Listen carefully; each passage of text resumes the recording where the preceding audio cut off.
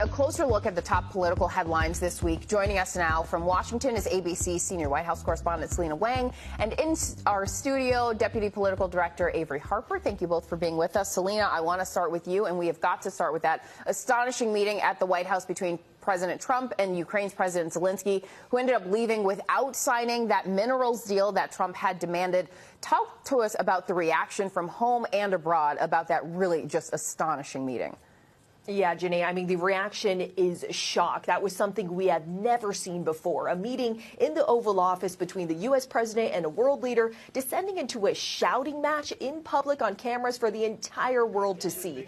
You've got Republicans who are defending the president while Democrats are slamming Trump for embarrassing Zelensky to Putin's benefit.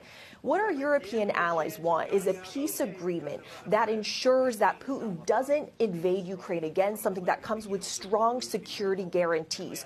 Our European allies, they are currently rallying around Ukraine, but they are at this moment more concerned than ever that Trump could cut a deal directly with Putin that is more favorable to Russia. And also right now, future American support for Ukraine, all of that also unclear.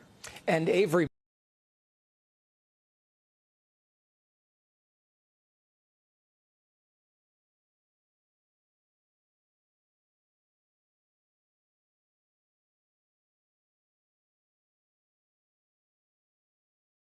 directly to the American people. You have to remember, back in November, the most important issue when it came to voters was issues of inflation and the economy. And so there are many Americans across the country who are worried about things like the high cost of grocery staples like eggs, and they're worried about what the possibility of tariffs could do to drive those prices even further. So we'll have to see how or if President Trump addresses that at all. But I think there's going to be a victory lap of sorts here, particularly around President Trump's cultural agenda. Things like the dismantling of diversity, equity, and inclusion efforts, deportations, curtailing of rights for trans people. Those are issues that resonate with conservative circles, and so we're going to see him talk about that.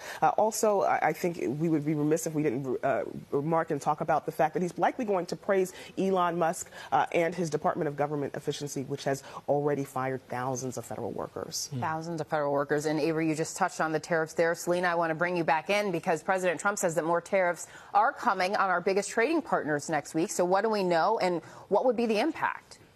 Yeah, so Janae, Trump has made these threats before, and now he's saying that he is planning to move forward with 25% tariffs on Mexico and Canada and an additional 10% tariffs on China next week on March 4th. President Trump is blaming those countries for not doing enough to stem the flow of illegal drugs into this country. But you just heard Avery talk about concerns here. Economists are warning that these tariffs could raise your bill at the grocery store, at the gas pump, and could increase the price of a new car by thousands of dollars. So why is that? That's because tariffs are a tax on imports that U.S. companies pay. So for instance, if you are running an American factory, you rely on a part for Canada, you would then have to pay 25% more for that part.